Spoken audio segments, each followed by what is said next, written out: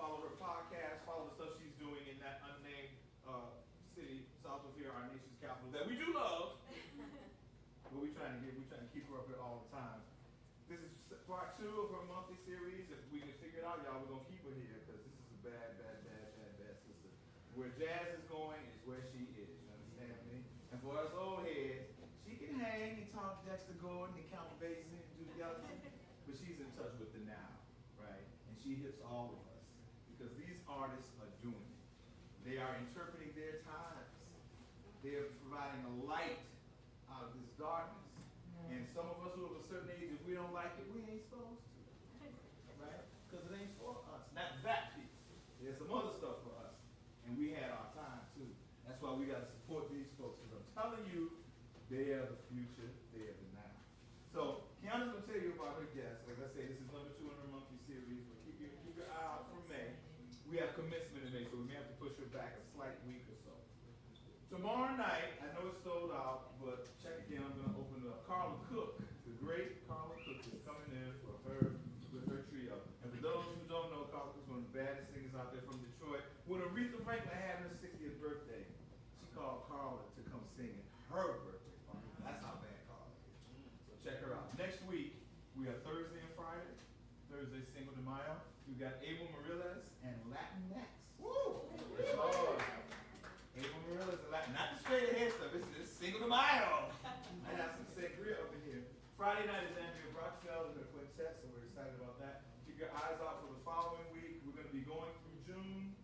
A lot of stuff coming up. There's going to be an AAPI Jazz Festival, the first one on the East Coast, May 22nd. And we're going to have our We Got Next series with all the young cats.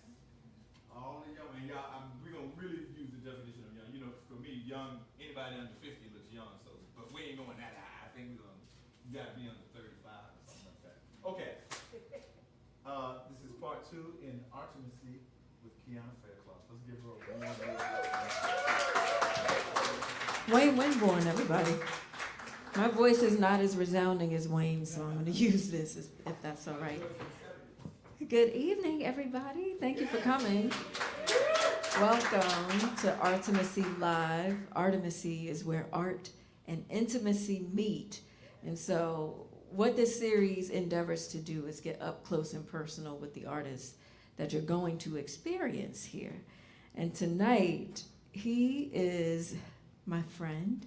He is an amazing vocalist, activist, artist, entertainer, all-around entertainer, comedian, and an author on top of that. He has a book out right now called By the Way. Go online, Amazon, and you can get it. And you're going to experience everything that he is. He comes from Washington, D.C., my hometown, born in Dallas, Texas, however, so you'll hear that twang, and raised in Goodloe. How many of y'all heard of Goodloe, Texas? Anybody? I didn't think so, y'all northerners. However, I don't want to belabor things. We're going to chat throughout his set for the first set, so I hope that you'll enjoy the conversation that we have. He is just a Renaissance man. So I welcome to the stage Mr. Aaron Myers, accompanied by Sam Prather on the piano. Give it up.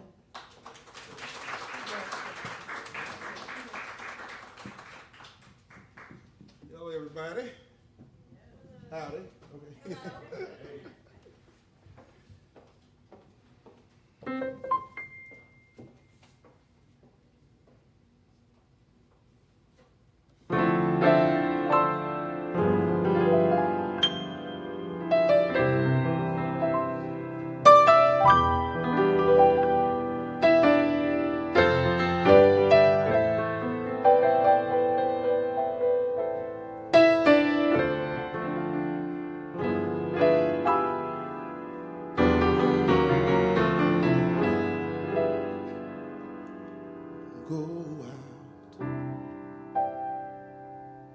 Stories, let it echo far and wide, make them hear you, make them hear you. How justice was our battle, and how justice was denied. Make them hear you. Make them hear you. Say to those who blame us for the way we chose to fight, sometimes there are battles that are more than black or white. And I could knock down my sword when justice was my right. Make them hear you. Make them hear you. Go out and tell our stories to your daughters and our sons. Make them hear you. Make them hear you. And tell them in our struggle we were not the only ones. Make them hear you. Make them hear you. The sword could be a sermon or the power of the pen. Teach everyone to lift their voice, and in my family, oh when shall justice be demanded by 10 million righteous men? Make them hear you. When they hear you, I'll be near you again.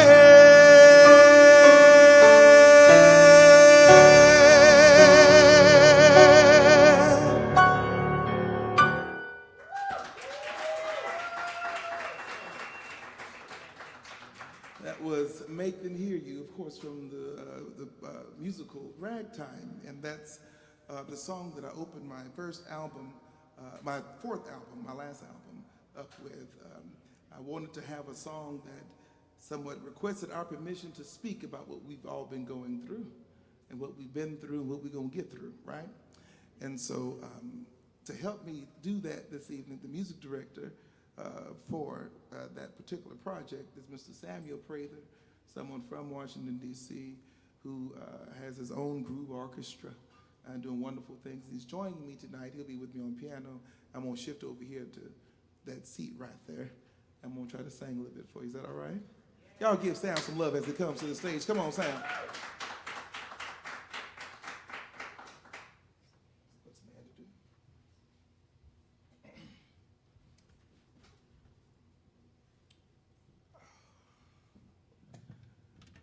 Now, this song I'm going to do first, I wrote this song about, what year is it? 2022. About 16 years ago, I was living in Hollywood, and I had done what a lot of people do, go to Hollywood to get famous, do comedy, and sing and do music. And I was homeless at this time when I wrote this. And I put it on my first album that came out in 2013. And it's simply entitled, What's a Man to Do? And I think a lot of the things within the song still resonates today.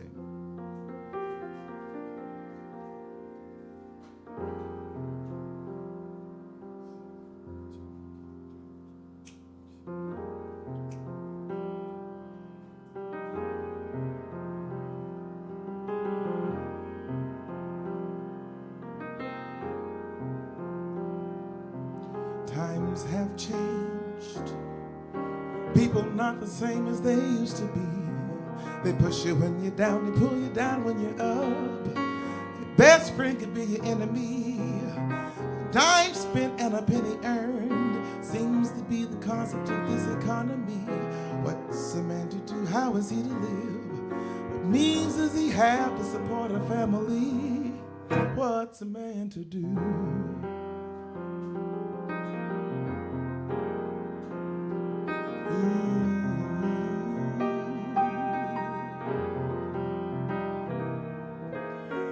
People pass me every day on the street. Some think it's easy trying to make ends meet with a house on the right and the car on the left. I'd rather just be by myself. Can't lie, cheat, or steal to barely make it by. It seems the world don't care if you even survive, cause if you die, silence is observed. To clearly see if you got what you justly deserved. What's a man to do?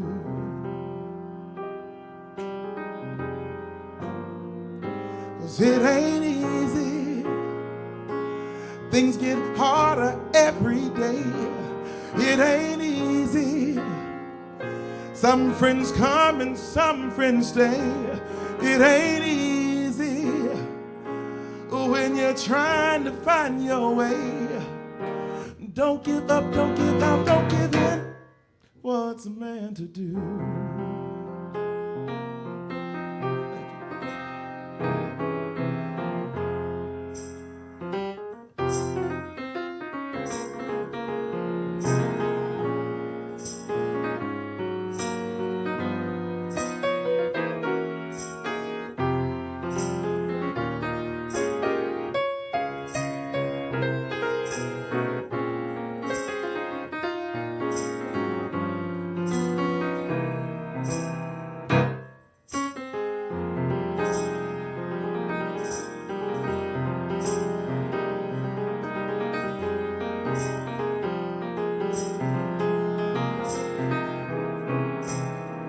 People pass me every day on the street. Some think it's easy trying to make ends meet with a house on the right and the car on the left. I'd rather just be by myself. God knows I don't want to give up hope, but Uncle Sam don't seem to care if your money's coming from dope dealing, pipe pushing, straight up hustling. What's a man to do?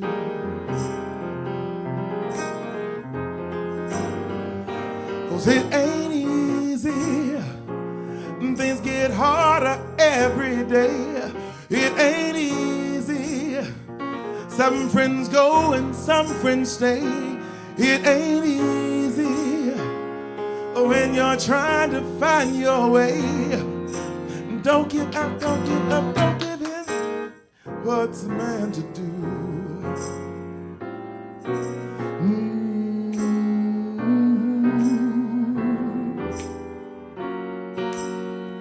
What's a man to do?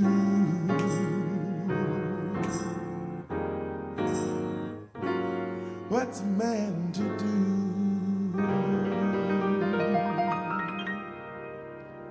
Thank you.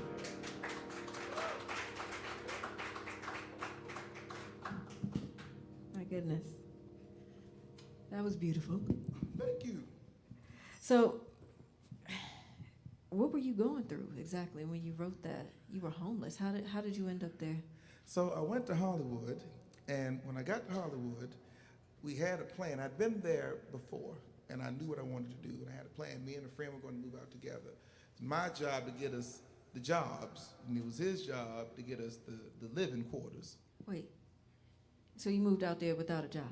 No, I moved out there to get us. I had jobs already lined up. Oh, okay. To start working, and I got one for him too. And got out there. I drove. I had a white Lincoln Town car, and I drove across the country all day and all night. I just was so excited to get there, and I met him. And I said, "Okay, where's the couch? Where's the bed? Well, show me around a little bit." I said, "Well, this is Hollywood Boulevard, and it smells like pee a little bit, but here all that is, and there's some stars. If you look up there's a Hollywood sign. Where is the house? Where are we gonna stay? This is your job." He said, "Well, the person who's gonna let us stay with them got kicked out early this week. So the first night I spent in Hollywood, I spent in an executive series Lincoln Town car in the car park of the Hollywood Highland Theater, Dolby Center, or whatever it's called now. And after he and I kind of couldn't see eye to eye on certain things, there was a white woman who lived by Santa Monica Beach, by the beach of Santa Monica. And she would put out an orange cone, and I'd go and park my car. She'd see it when night was coming, she'd move it, and I'd park my car there so I could sleep by the beach. And I was at a park, and I was with some friends who didn't know I was homeless, because you don't tell folks that when you you're not in good space. And so we were talking and we were writing, and I just started just writing what I was feeling because I was doing everything I knew to do.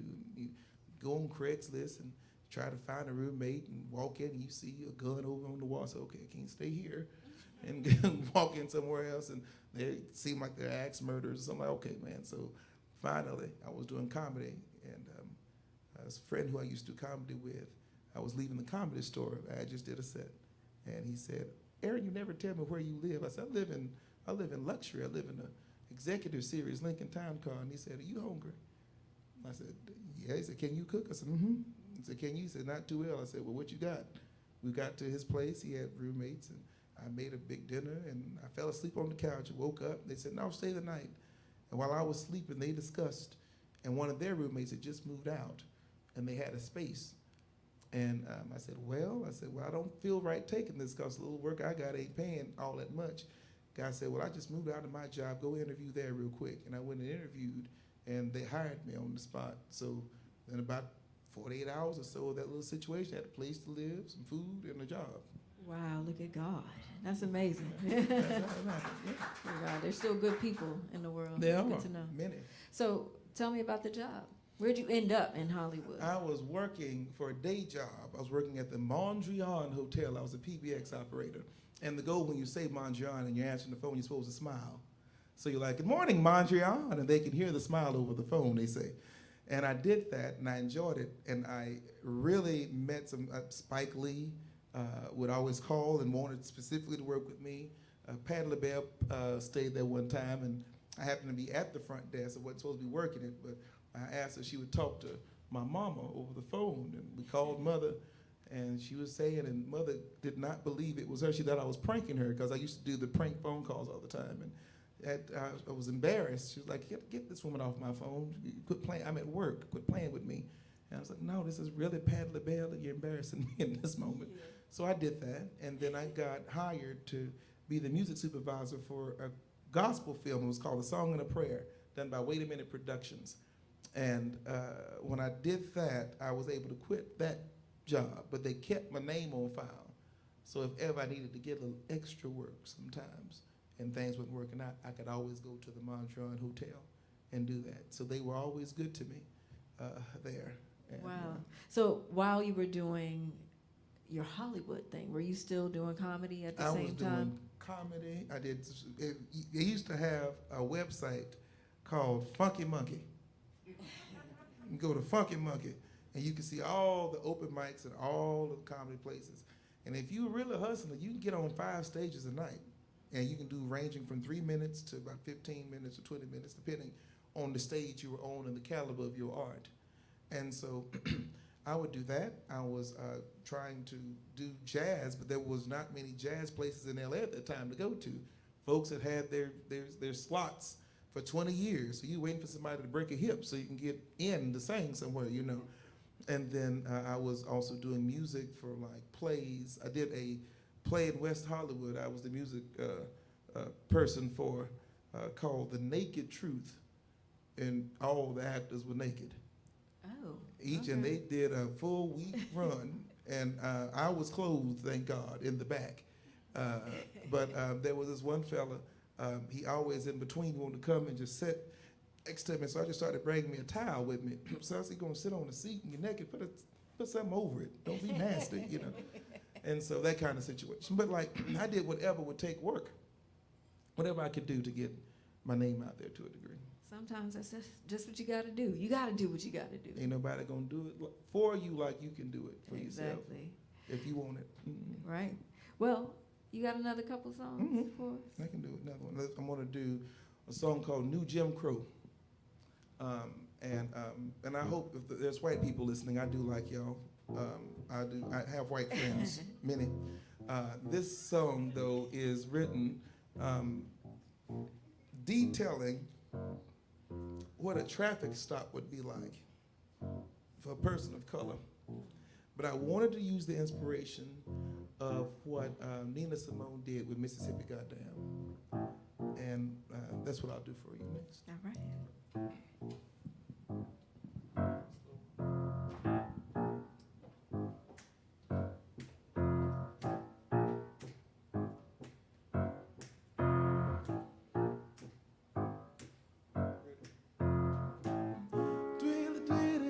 Tweedledee-ay. Tweedledee-da-da-dee-day. Tweedledee-da-da-dee-day. Tweedledee-da-dee-dee-day. Cars flashing right behind you, the bright colors of red and blue. Cars passing, going on their way, unaware this may be your last day. In the mirror you begin to look, you can't stay still, you're completely shook. Everybody knows it's the new Jim Crow. Tweedledee-ah-dee-dee-ah. Tweedledee-ah-da-da-da. Driver's license down beside your seat, with all the change you lost throughout the week. You hear the door slam and it rattles your heart. You roll down the window, it's about to start. You see him coming, but what can you say? You picked up your kid from the city today. Everybody knows it's the new Jim Crow. Tweedledee-ah-da-da-da. Tweedledee-ah-da-da-da. You know why I stopped you? You smiled to me. No, I replied, but I'm about to see. So many thoughts ran across my mind. Maybe today he will choose to be kind. All right, sir, can I see some ID? All right, sir, but it's beside my seat. Everybody knows it's the new Jim.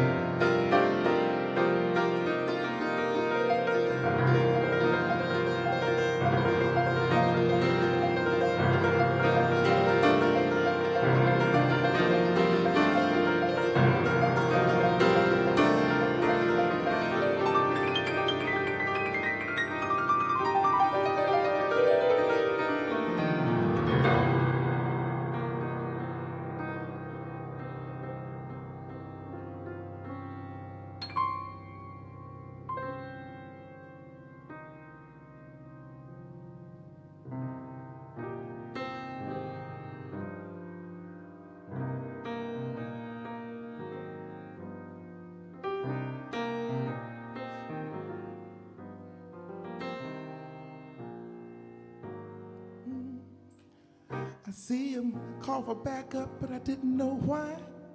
Why is this blood running down my side? Cars going past me on their way, still unaware this may be my last day. Is this the way my life is going to end? Without a loved one or without a friend? Everybody knows. Everybody knows. Everybody knows it's the new Jim Crow. Thank you. All right, I won't keep it too dark on you for too long. This is Artimacy, right? We're supposed to have art and intimacy for those of us who are trying to get it. Some of us are, some of us ain't, praise God. But what we're going to do this song, I said, what I have, Let's Fall in Love is what I have next. Can we fall? Can we just fall? Mm-hmm. Yeah, that's right. Yeah. This song was written, have you ever been in an argument with, even somebody you're in love with, you talk, couples, you know, you argue, you talk over the phone, and then halfway through the conversation, you realize you were wrong. Ever happened to anybody here? Okay, maybe I'm the only one. It's fine. So this happened to me, and I was on one of my COVID walks during the time, and earphones was in, and happened to be house sitting also for a friend of mine who was out of town. And on the walk, that house was on the way. So he had a piano in there. And I wanted to write a song as an apology to a degree, but also to ask if we have a reset. And so this song is simply called Let's Fall in Love.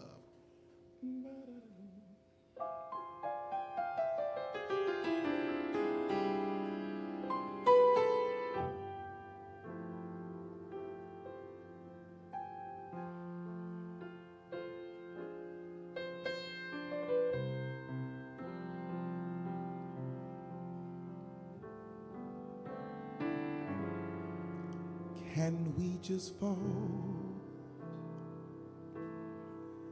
in love again, even if for an evening? Can we just fall head over heels with no regard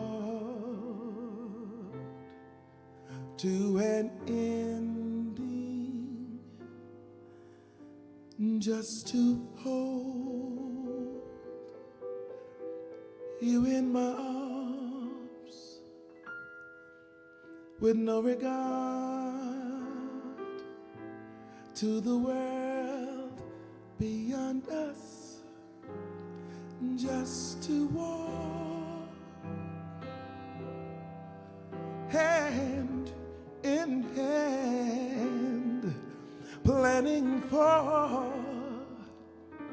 the adventures upon us. Let's just fall. Or can we just fall in love again?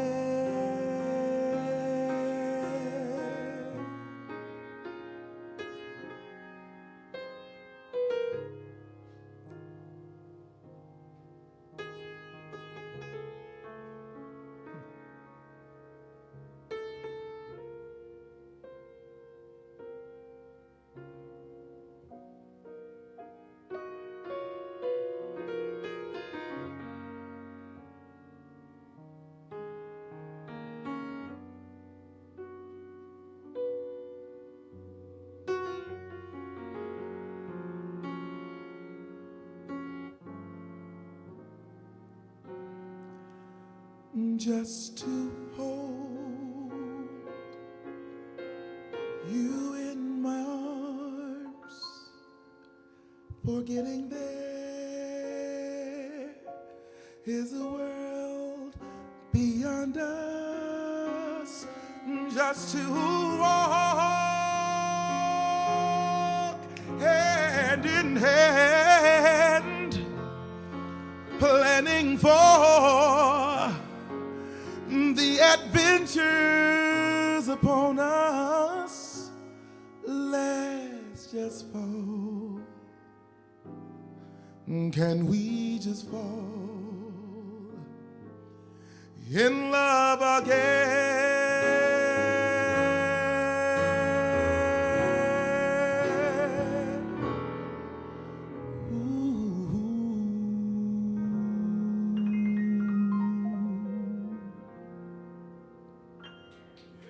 Thank you.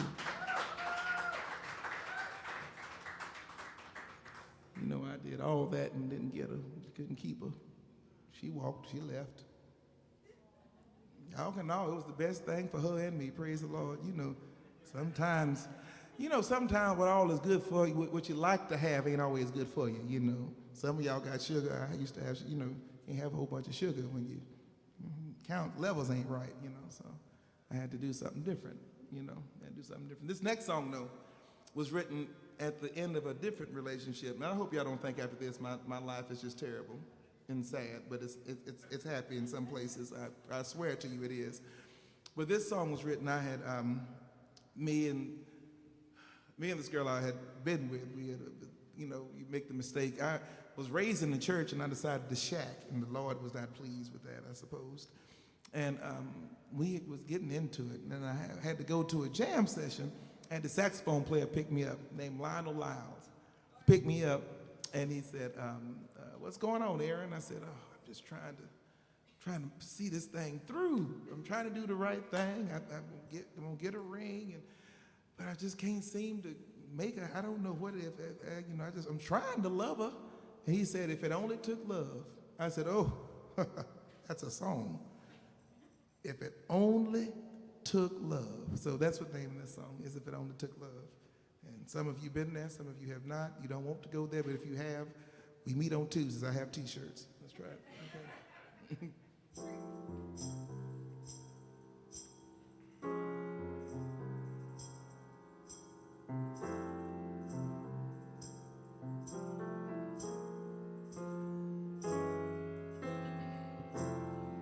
If it only took love,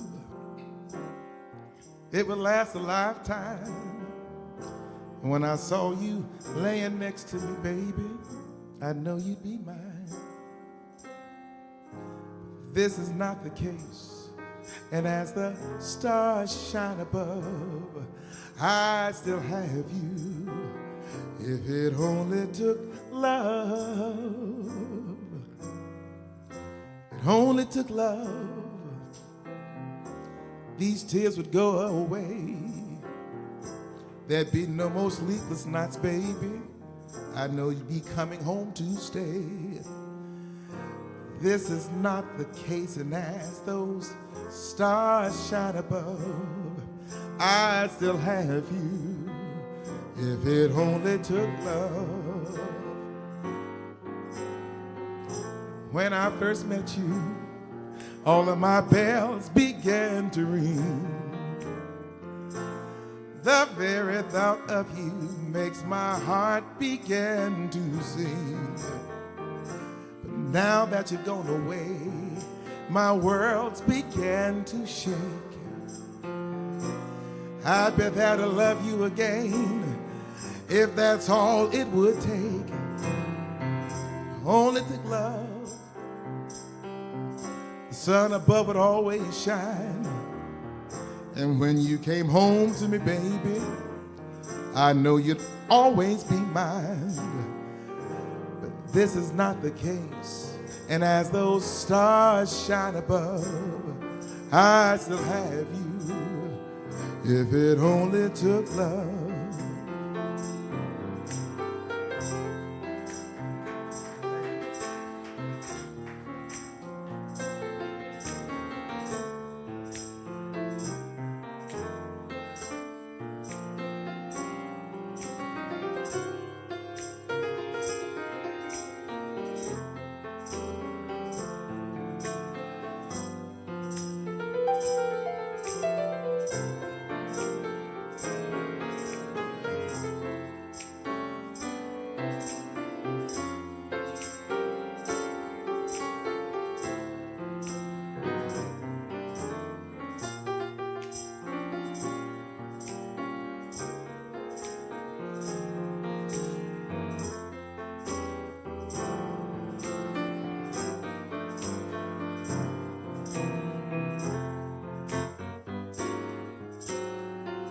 Now when I first met you, all of my bells began to ring.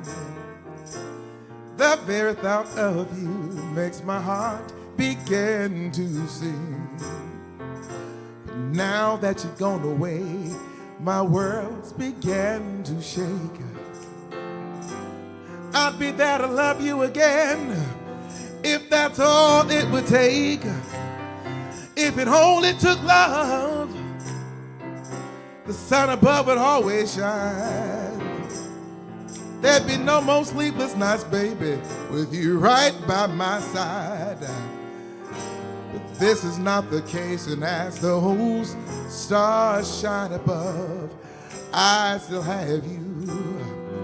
I would still have you. I would still have you, if it only took love.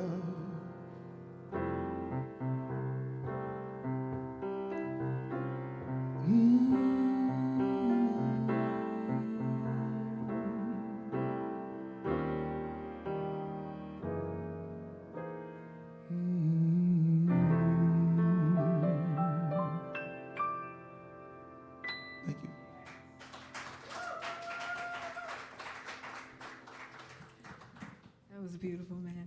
He's such an old soul. God. No, I can't help it. In a young man's body. You done lived a lot of life, obviously. I have. Look, I want to live some more though, praise the Lord. Amen. Ain't ready to go yet. For speaking, yes, come on. Praise him. Praise break. Always time for that. So, speaking of living a lot of life, you're a vet as Yes. well, on top of everything vet. else. How much time did you spend? And I just did basic AIT. I got a permit duty station. I fell, not really fell. I picked up something that strained my back, and then I did fall after that, which further injured my back. And so then I was a disabled vet, and I thank the Lord for the government every month. My grandmama said they hope me a little. I can go get what I need from the VA hospital. Right. It ain't a whole bunch, but it's something. It's enough. Indeed. But no, I was at Fort Gordon, Georgia. I was a radio telecommunications specialist, and I'd gone Interesting. first to be a network switchboard operator, a 31 at the time 31 series, signal series. And after I had my accident, I had a very good first sergeant who wanted me to be able to have a job that I could get some work outside of the Army, because everything I worked on was had been top secret or secret. And so, yeah. Interesting. I want to go back to Hollywood for a minute Okay. because how much time did you spend in Hollywood? About 4 years. And then from there, you have an interesting story. You found yourself working for the The Obama. The Obama campaign. Campaign. Yeah, I had so Hollywood does what Hollywood does. It will wear you what they call out. You did, and I was. I can tell this story. So I wrote about it in the book anyway. I can tell this. I was about to. In the book? And yeah, by the way, Tall Tales Lessons Learned. Please pick it up on Amazon. So I got into a place. I mean, I do, as I've dealt with today, I do live with anxiety, and that had started to happen there. And I had been working at an accounting firm, and then I'd also been doing some party promoting as well, and sleeping an hour and a half, 2 hours a night, that kind of foolishness. And so I just couldn't take it. So I was trying to find some money, and I got approached to do a particular type of film that would pay a little money to me, readily. But I'm a firm believer in not doing something without telling, the family. You don't want your family to get shocked. So I called Mama. I said, Mother, this is what they've offered. She said, now look here. She said, now, if you're going to do this, I don't want you to do this because you think we feel that you failed or that you've not done good, because we are so proud of you. And I don't want you to do this because you feel like you ain't got nowhere else to go, because you do have somewhere else to go. You have a room. LA ain't going nowhere. You can always come back here. You ain't like those some folks out there who's doing this, they don't have nowhere else they can go. So if you want to do this, you do this because it's what you want to do. And don't you have no excuse of you need and this, that ain't your story. And so that was like on a Monday or Tuesday we were talking. And so by that Friday, I was back in Texas. That Sunday, I had run for office a few years earlier in Texas when I was in college. And that Sunday, I was having Sunday dinner, and a call came due to my grandparents' home. And it was someone from the Obama campaign. And they were like, we understand you run for office in this area. We would love to use your network. I said, well, first of all, I don't work for free. Second of all, there's a debate happening I want to go to in Austin. I don't want nosebleeds. I want to sit on the floor. I said, and lastly, don't ever call anybody in Texas on Sunday evening talking about politics, because we're all just left church, we're having Sunday dinner, and you're going to lose a vote that way. And then I started working for them, and I worked for their campaign for 9 months. Wow. And from there, you stayed in D.C.? I got to D.C., and I was supposed to go to D.C. for a week to work for. There was an initiative called the Global Family Program, and it was a thing called a Day of Peace and Sharing, and they were asking that people on January 1st would engage in a ceasefire for humanitarian reasons. And if they would do this, they would try to see how long the ceasefire would last. And the woman who was leading it up, her name was Linda Grover, and she was dying of uterine cancer. And they needed someone who could come in rather quickly and take over and get them through what they were going to do. And so I came through, and then John Conyers and pulled me aside and said, "You don't need to leave. You need to stay here." And so I stayed in Washington, and I've been there ever since. Wow. And there you've been, it's, for me, it feels like you've been working hard specifically for the rights of artists for a very long time. When you think of DC, I think of Aaron Myers and his work on the Hill and how he works to, just for basic rights of musicians and artists across the board. Talk a little bit about some of the work you've done in the activism. Well, we were able to get past, first of all, a census. A lot of times governments try to say they helping the art and artists, and usually helping business owners, but not the artists. And they don't even know how many artists are there. At the time, there had been a study, and they said that only 300 artists lived in Washington, D.C. I said, well, there's more than that in the National Symphony Orchestra. And so we worked hard, and we got a public and private partnership to have an actual census done, to actually get data about what the impact is, who's where, who's making what, who is homeless, who's a mother and working, and this, that, and the other. And then we got some legislation passed that would give small venues up to $15,000 tax rebate, just cash money, to help them offset any other costs every year, so that they could have an incentive to keep doing music in venues. We created a thing called the DMV Music Stakeholders, and it's a coalition of musicians, artists, venue owners, nonprofit, presenters. All of these people come together, and we meet at first twice weekly, now weekly, and we try to ensure that we're not undercutting each other, we're not hurting each other, we're helping each other and creating a real community. And because of that, we've been able to see that the artist community survive through COVID. I chair the Capitol Hill Jazz Foundation. Our micro grants were the first dollars that hit the pockets of artists. And I'm on the advocacy team as a member of the Board of Governors with the Recording Academy. And this is a lot of work where I do it selfishly because I want the playing field even for myself. But when you see that you are being done wrong, and then you realize that you are not alone, but ain't nobody speaking up to right it, then what can you expect to happen? And so I've tried to make an open door policy. I understand how to do micro fundraising, so that if you're trying to raise your albums, how to use your network, and how to really get the buy-in you need. I don't charge for none of that. Just come talk to me. I'll help you the best I can. Because when you go to somebody's house who likes music, they don't just have one person's CD or record. They got a lot of records in there. And me helping you might get somebody to come turn on to what I do. But I know that we have in this country adopted a principle of starving artists. And when I've traveled abroad, in France, we've been working on, in France they have a thing called Universal Basic Income for Artists. And we're doing this now in Washington. We're trying to approach the district council and the mayor to see if they will engage in a pilot program that had been done in San Francisco, once been done in New York, for a universal basic income of $1,500 a month for artists, so they can afford to live in the city that they play in. And they can have some dignity. And so this is what we're working for now. We're looking for dignity. It'll stress you out, but it's necessary. That's amazing work. Give him a hand for that, because that's hard work. A lot of people, haven't really taken up that cause, but it's so important.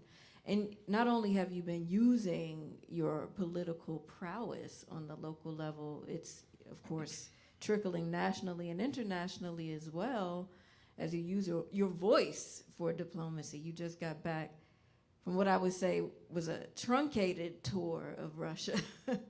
About, what was it, a month ago or so? About a month when and a half, everything hit the yeah. fan? What happened? I had gone. Don't say it all though, because this is that's live stream. But I understand. I was engaging on my second tour in Russia. It's important for people to understand, especially the voices of African American artists. When our music is done in Europe, or in the Eastern Bloc, especially in Russia, it's considered a revolutionary music. Those people who were listening to jazz specifically, listened to it in protest against what was happening in those countries. So when you go to Russia, like Dee Dee Bridgewater and everyone else, they are there on a mission and they're spreading diplomacy there. And I did a tour there in 2019. I toured 20 cities. I've seen more Russia than Russia's seen the Russians. And that first time I was there, I saw about 6 black folks, and 4 of them were in the airport. And so this last time, I was going to do an 18 show tour in Russia. And the morning after my first show, the invasion began in Ukraine. And I was about 2.5 hours southeast of Moscow by plane. And the American government had told those who were traveling to Russia at that time that if you needed to evacuate Russia, you needed to have a plan that did not involve the American government. Okay? So you own what they call your own, in a sense, you know. And so we got there, and they also stated as far the further away you were from Moscow, where the embassy was, the more difficult they may have in assisting you. And so I had to do 3 more shows. I had to do an interview that evening on television and try to make it seem like everything was okay. They tapped my phone, you know, and gave me some chocolate that made me sick. And then when it came time to come home, they didn't want me to leave. They told me, actually, I told the tour person, manager, I said, I think it's time for me to go. He said, you can't leave. I said, you better watch if I don't get out of here. And on my own, I had to, with the help of Orrin Levine and his wife, I had to, because of the sanctions and all that had happened, I had to fly rather quickly from Moscow to Qatar, Doha, and then take a 15-hour direct flight back to Washington. I didn't get paid for the tour because of the sanctions. It was a very traumatizing experience that I'm still, as you probably can tell, still sitting with. But the one funny thing that did happen, you know, mind you, I had been in these airports and been in Russia, you know, quite a bit. But as I was in the airport leaving Russia, I counted about 13 or 14 black folks. Let me tell you, we know when to leave. You understand me? Right? When it is time to get out, we all, not how you doing? You doing all right? Yeah, okay, we trying to, you getting out of here? Mm-hmm, I'm getting out of here too, so. Yeah, that was the situation. Wow. It was, and I want to thank you because I was texting you a little bit during that time, and I was stressed beyond Yes. the max of what was happening. And what people don't realize is that I think the best thing you can do now for someone like Brittany Griner, who is still there, you should reach out to whomever represents you in Congress, both in the Senate and in the House, and encourage them to put pressure on the State Department to ensure she's a top priority. We're seeing other folks come home. Mm. She's still there. And they say it's a drug charge. I have been in Russia. You can't get, it ain't like it is here. You can't get weed, you can't get drugs. And I guarantee you, if a criminal ain't gonna find one of the 6 African-American people in the whole country to try to sell drugs, that is not going to happen, Right. you know. And so I don't believe the charge at all whatsoever. And I believe that the charge was put out the way it was so that it would lessen the effort that African Americans here, we are more so a conservative people, would make noise about her release. But she needs to be brought home. And we need to consider that. And so reach out if you're listening online. Okay, I don't know where any cameras are, but I want you to reach out to your representatives to make sure they keep her at the top of the priority list so that we can bring her back home. Wow. Well, yes, indeed. Thank you. Tell everybody, you're going to close out now, but I want you to tell everybody, of course, where they can follow you, get your music. You didn't bring your merch tonight. That's okay. You can It's get all right. online. Yeah, we can get Tell the folks how they can keep in touch. You can. You go to Instagram, of course, Aaron L. Myers, and Twitter, Aaron Myers. And someone pointed out something to me. If you go to my website, aaron2.me, Ain't nothing wrong with it. Just go to show pro. Everything's okay, and let me get to the house and see what's wrong with my certificate on there. But the website's up, and if you want to buy a CD, and I'll go down to the post office and mail it. Go to Bandcamp, Aaron Myers at Bandcamp, and then you can buy my music there, and I'll send you a CD, and we can make some things happen. Awesome. What are you closing out with? With this one, what do I have on there? The first set. The first So set. stick what do I around. have? On the street where you live, we might as well do some jazz since we're here. Okay. All right. Let's do on the street where you live, and let me hear. I think it's in B flat. I think. Let me hear B flat. All right, Aaron Myers, everybody, with Samuel Prather on the piano. Give it up. Let me hear B flat.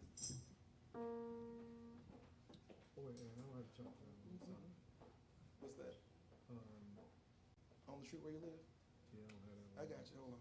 Y'all, thank you for coming to our situation here. We're going to make sure technology stays with us. Yeah, here we go. I got you, baby. Look at God move. Here we go. This is an old number. First done in a movie, if I'm not mistaken. It's simply entitled On the Street Where You Live. We'll take it by right. The last 8. 1, 2, 1, 2, ready, go.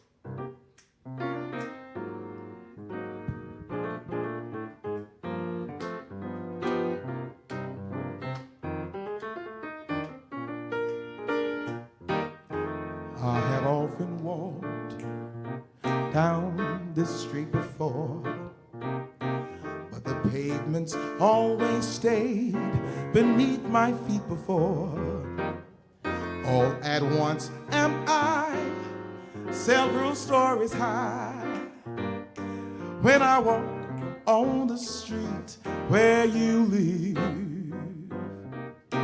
Are there lilac trees at the heart of town? Can you hear a lark in any other part of town? Does enchantment pour out of every door? No, it's just on the street where you live. And oh, the towering feeling just to know that you are near. It is that overpowering feeling that any second you may suddenly appear. People stop and stare, but it does not bother me, for there is no other place that I would rather be.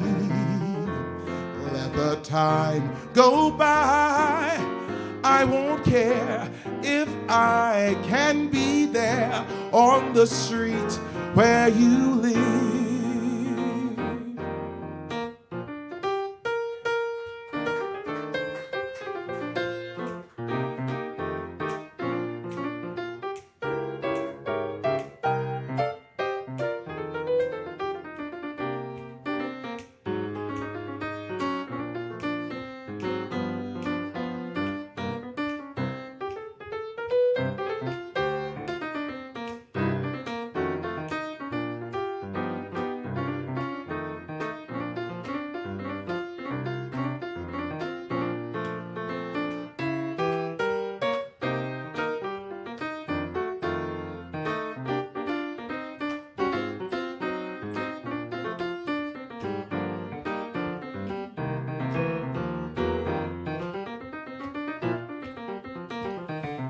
And oh, the tiring feeling just to know that you are near. It is that overpowering feeling that in a second you may suddenly appear. People stop and stare, but that does not bother me, for there is no other place that I would rather be.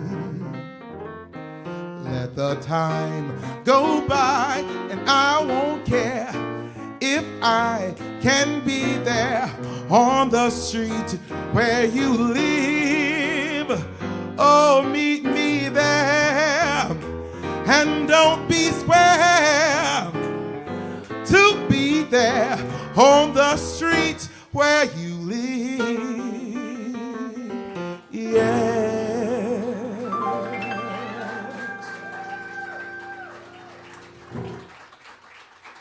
Thank you very much. I hope you enjoyed it. And I think we're going to take a break, am I right? And then we're going to come back. Am I correct in this? Oh, bless your heart. We're going to, what else I got on that paper? You have, And that's it. and there's no actual paper. Oh, there's not a paper, it's a note that I've sent him via electronics. Let's take a break, and then we'll come right back to you. I hope you've enjoyed it. Thank you. Sam Prezo on the piano, everybody. Aaron Myers, y'all, come on. We're gonna take a short break. Maybe we'll come back and move on to the pre-tuning for all the way to DC. We got one behind the bar, y'all. So stay with us. Thank you very much.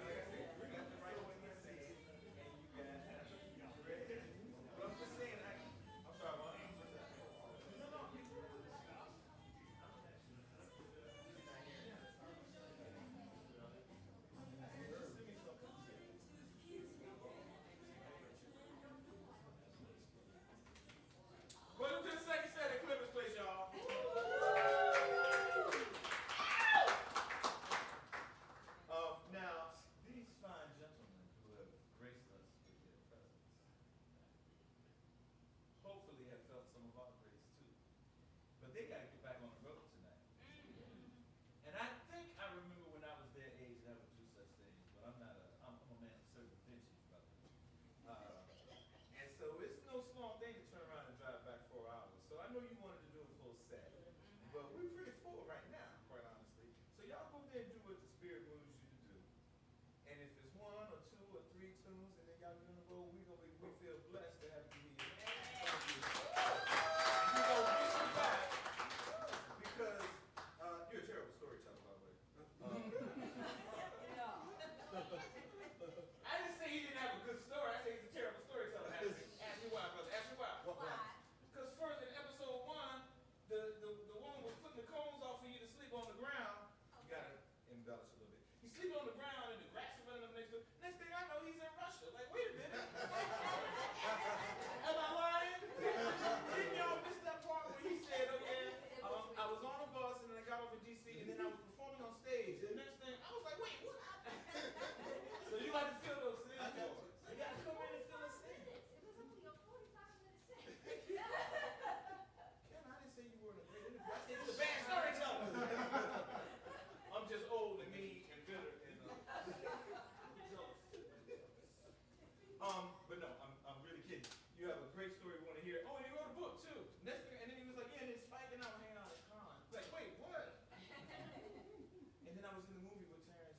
So anyway, we're gonna get you back. I think Keanu's gonna make it happen. And we're gonna let this young man come up here and do that swing. I love it when gospel meets jazz, meets swing, meets blues. Right at the intersection of African American music, which is American music. Period. Right. I love that corner because there's a whole bunch of us who hang out on that corner. Ain't that right, Peter Lynn? Ain't that right, Abel? We all sitting on that corner. So thank you. Do what you feel good doing. Make sure we give you some water or coffee if you want to go and y'all get home safely. Everybody. Keanu Faircloth, Artemis C. and Aaron Myers. I just want to thank you guys so much once again for coming out tonight to Artemis Live and remind you, actually not remind you because I never did tell you how to follow Artemis. If you're on Facebook, you can like my page at Kiana Faircloth or K Charles, I have 2. Or if you're on IG, on Instagram, follow me at Jazzy Girl Rockin' and Artemis Podcast. Artemis is a blended word I made up where art and intimacy meet. So it's ARTIMACY. And I look forward to coming back here to Clemens. And Wayne Winborn, thank you so much. You're so wonderful for providing this space. Thank you so much, Abel, Peter, everybody here for helping out. Tell me your name on the camera. Ivania, thank you. Thank you, everybody. Thank you so much. And once again, without further ado, Aaron Myers with Samuel Prather on the piano.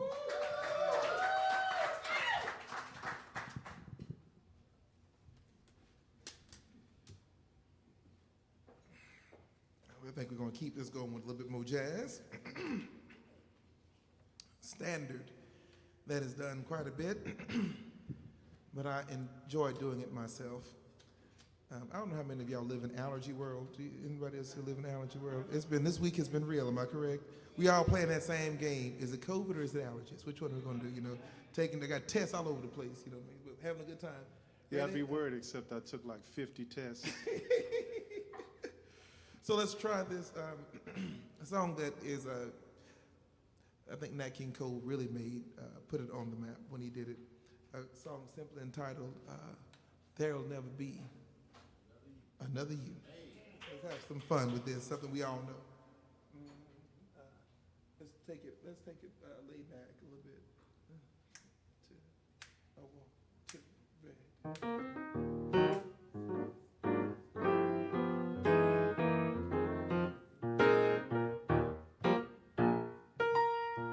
There'll be many other nights like this, and I'll be standing here with someone new.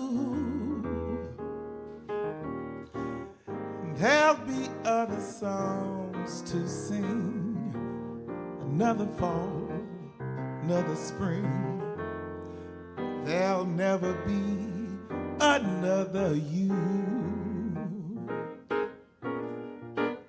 There'll be other lips for me to kiss, but they will never thrill me like you do. And there'll be other dreams to dream, but how can they come true if there will never, ever be another. I know that there will be many other nights like this, and I just may be standing here with someone new. I'll find another song to sing, another fall and another spring. But baby, there will never be another you. Ooh. There may be lips for me to kiss, but they just don't kiss me the way that you do. There'll be many dreams to dream, but how can they come true when there will never, ever be another.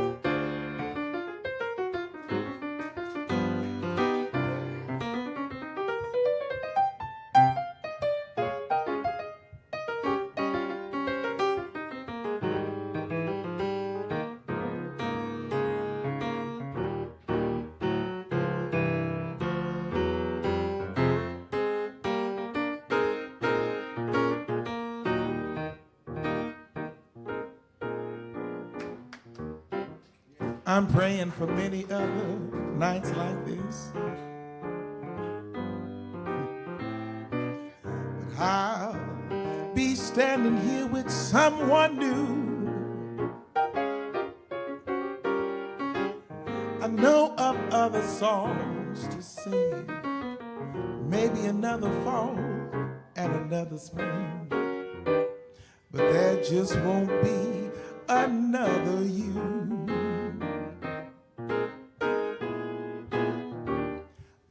Many other lips for me to kiss, but they won't thrill me like yours used to do.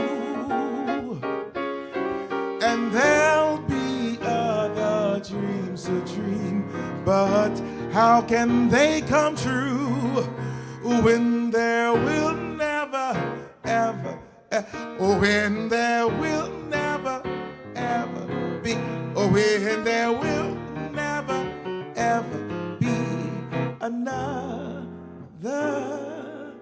you.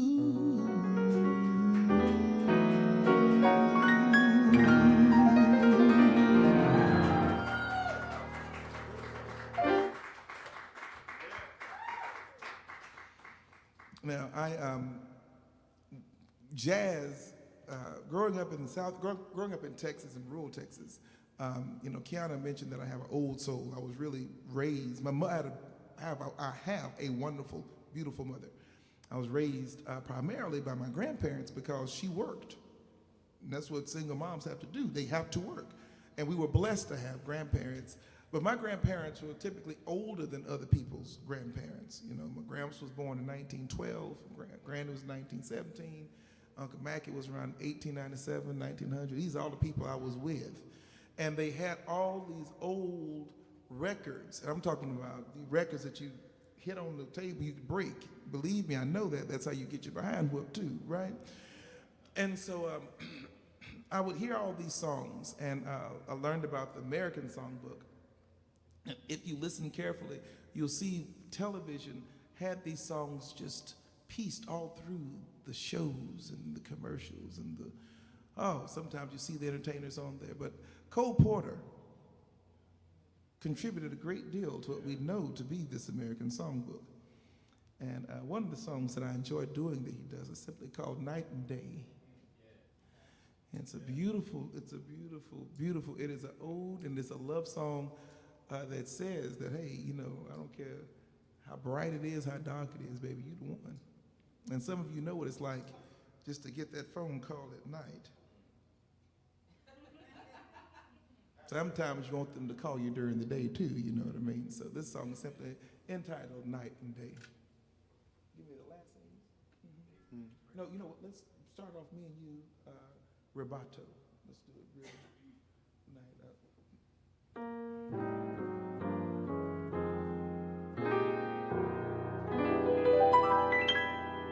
That was pretty. Night and day, you are the one.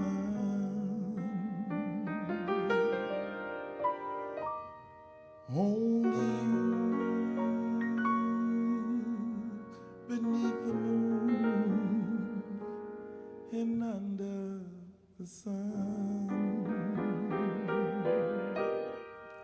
Oh, whether near to me or far, doesn't matter, darling, where you are, I think of you. Night and day,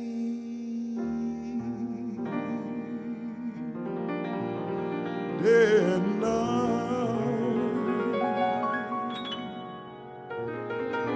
Oh, why is it so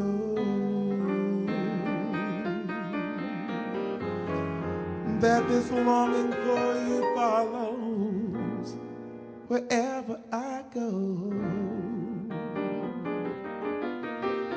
In the early traffic's boom, or in the comfort of my lonely room, I think of you.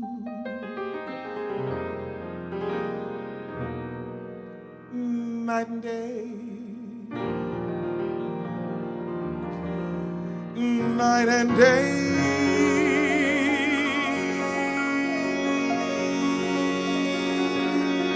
under the heart of me,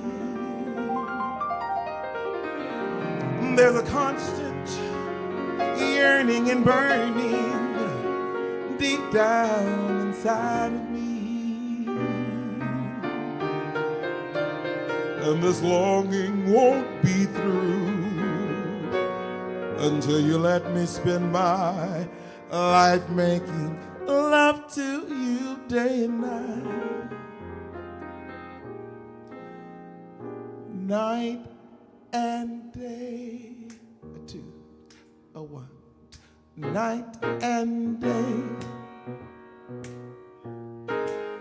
You are the one. It's only you beneath the moon and under the sun.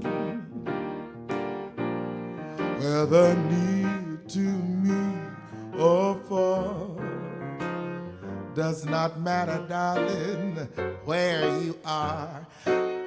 I think of you, I think of you. Night, night, night, night, night, night, night, day and night. Why is it so that this longing for you follows wherever I go? Now in the early traffic's boom, or in the presence of my lonely room, I'm thinking of you, night and day.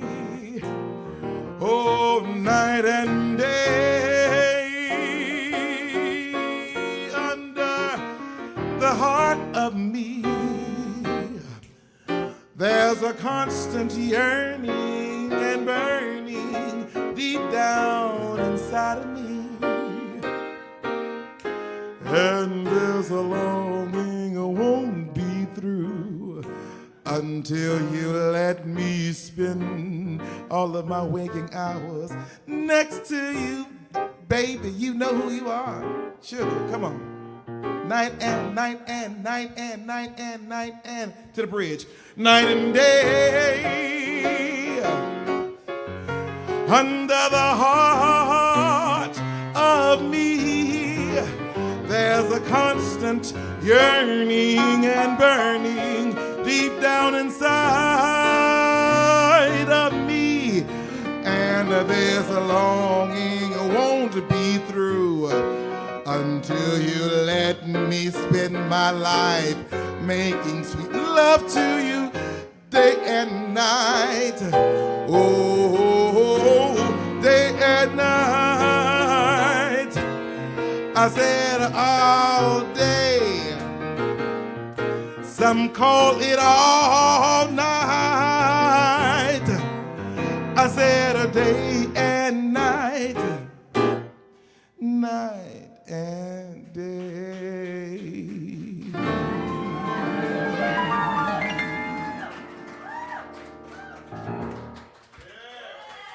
Fun times. Old Cole Porter number. It's an oldie, but it's a goodie. It's an oldie, but it's a goodie. You know, let's switch up what I said we were going to do. And since we're, since I I have to get on the freeway. That's what my grandfather used to call. They still call it the freeway. They don't call it the freeway no more. Especially when you're paying all these tolls to get anywhere, it ain't free at all. I'm trying to tell you. No, I on my first album, there was a song that was brought to me. It's an old song that everyone has done, of course, and Sarah Vaughan has made it popular. Shaka Khan reemerged with it, making it, of course, popular once again.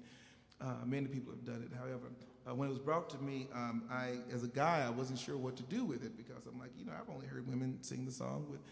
The song took on a special meaning to me because, My Funny Valentine, sweet, sweet, sweet comic Valentine, you make me smile with my heart, But I didn't understand this part. It said, your looks are laughable. They're unphotographable, yet, wait a minute, we ain't got to yet. What? My looks are laughable. I didn't understand that. But then I thought about my grandparents. They were married for 71 years. 71 years.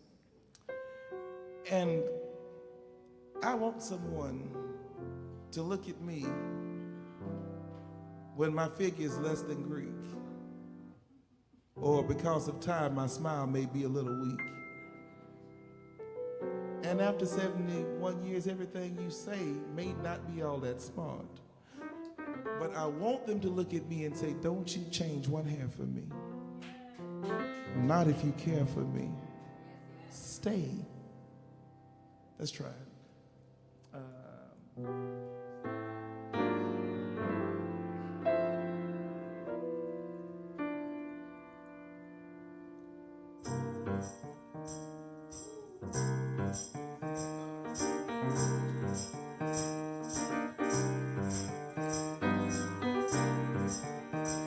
My funny Valentine, sweet comic Valentine, you make me smile with my heart.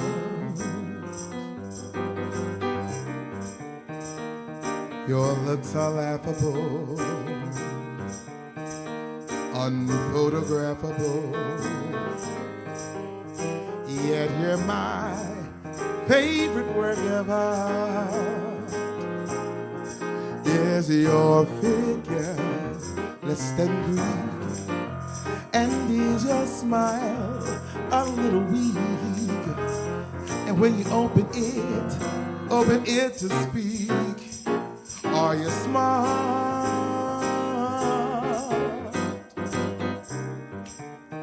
Don't change one half of me, not if you care for me. Stay, little Valentine, stay.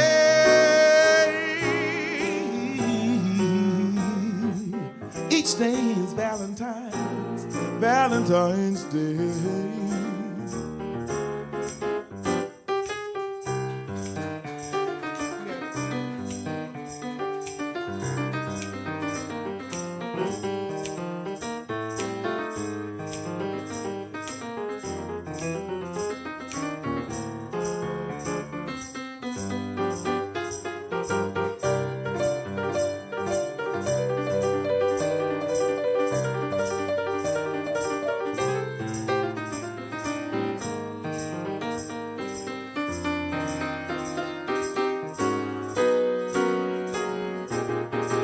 Now is your figure, is it less than Greek?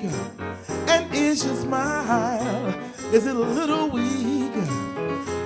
And when you open it to speak, are you smart? Don't change one half of me, not if you care for me. Stay, little Valentine, stay. Each day is Valentine's. Oh, each day is Valentine's. When I see you in the morning, laying there next to me, I thank the Lord above. You're the first thing that I see. Feeling you next to me each and every night. I don't want to go to sleep, baby, cause I lose you out of my sight. Thinking ahead through all types of weather. I don't care what comes or goes, baby, we'll stand together. Each day is Valentine's Day.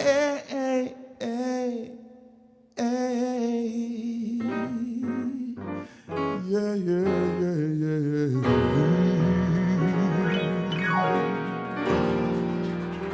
Thank you. Mr. Sam Prather on piano, everybody. I hope you've enjoyed yourself. Please take care. We're going to close out with a song that was inspired by a woman by the name of Carolyn Colbert. Carolyn was a dear friend, and one Sunday after church, she came to me. She said, "Can I have a moment of your time?" I said, "Sure, just give me 1 second." I finished my conversation. I went to her, and she said, "Aaron, the doctors gave me 6 months to live. 3 months ago. Now, I have lived a fantastic life, but you and I, because of our nature of work, we've had to work a lot of funerals together that have been absolutely disasters. I want you to work with me to make sure that I have a spectacular send-off." I said, "Okay, I'll work with you. We'll make sure this happens." And as we departed, she always said, "Please take care of you for me." And the response is, "I'll take care of me for you." And that got me through COVID and Black Lives Matter and George Floyd and just being black and being in a city where you can barely afford to walk down the street, much less eat or live. So this song is simply entitled, "Please Take Care of You for Me," and I hope you take it with you.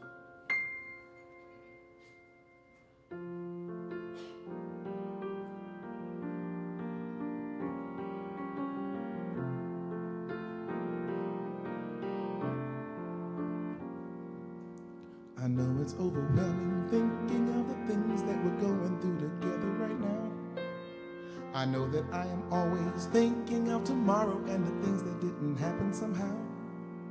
The need appears too great for me to help all that I can. And I can maybe too late. So please take care of you for me, and I'll take care of me for you. Hold on, just you wait and see. Together love will bring us through. I listen to the news to turn it off again, knowing there's nothing else I can do. I try to find the answers, but only find the problems, and it seems there is no one to turn to. The need appears too great for me to help all that I can. And I can maybe too late. So please take care of you for me, and I'll take care of me for you. Hold on, just you wait and see. Together love will bring us through. The most I can give is my love. My love is all that I can bring. But if you lend me love, I know together we can live.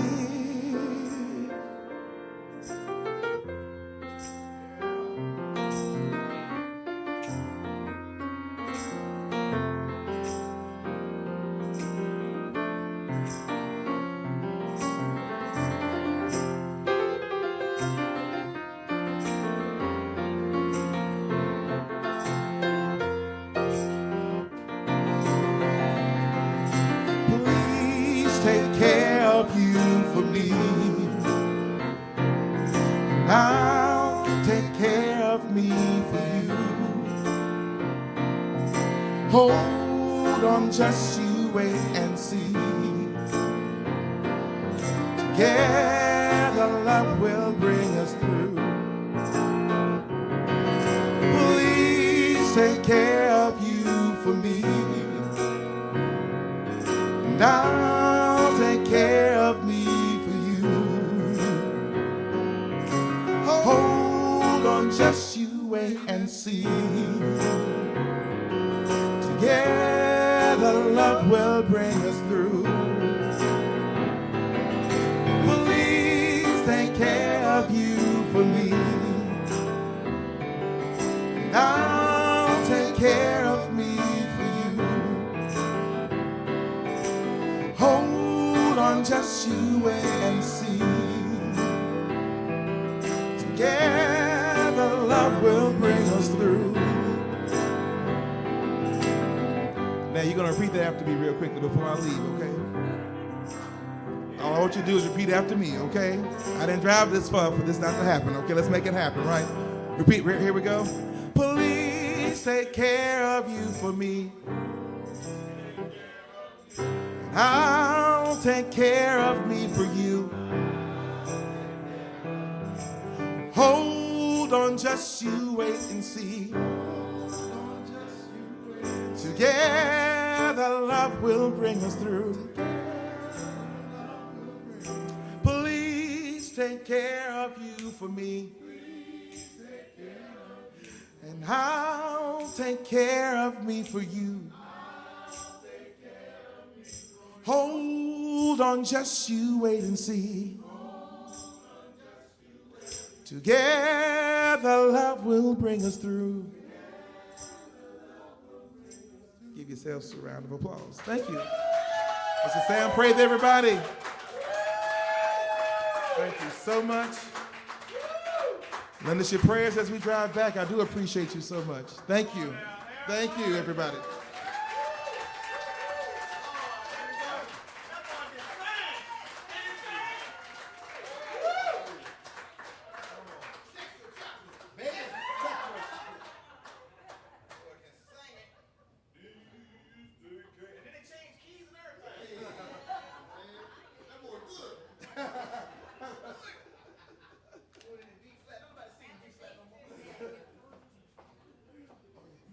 Give it up one more time. Aaron Myers, Sam Prather on piano. Thank you guys so much for coming out. Thank you, Wayne, once again. I'm Kiana Faircloth, aka K Charles. Follow my podcast, Artemisy, on SoundCloud. Go to my website, artemisy.org, to find out more about me and to follow my journey. Thank you guys so much. I appreciate you so much. Thank you.